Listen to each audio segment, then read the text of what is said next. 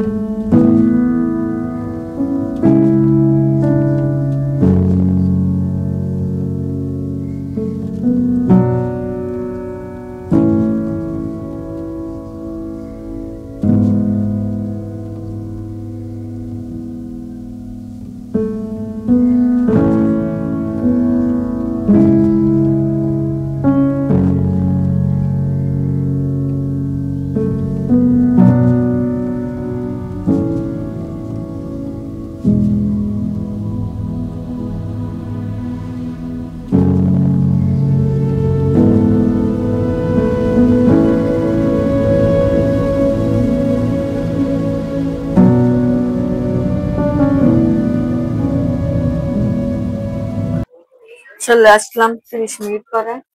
তরকারিটা হয়ে গেছে, এখন আমি নামায় ফেলাবো। তরকারিটা নান্দা হয়েছে, তরকারিটা সুন্দর হয়েছে ফুলকপি দিয়া। তবে আপনার সিস্টেমে নামিয়ে অনেক সাথে ভিডিওটা ভালো লাগলে অবশ্যই লাইক শেয়ার করবেন। আর কি বলবো, ফুলকপি সিজন নাই, তারপর আমি ফুলকপি দিয়া রাঁধছি। আর যে সিস্টেমে লাগছে সিস্টেমে আপনার লাগে, অনেক ভালো লাগে। ভিডিও হাতে আসসালামু আলাইকুম।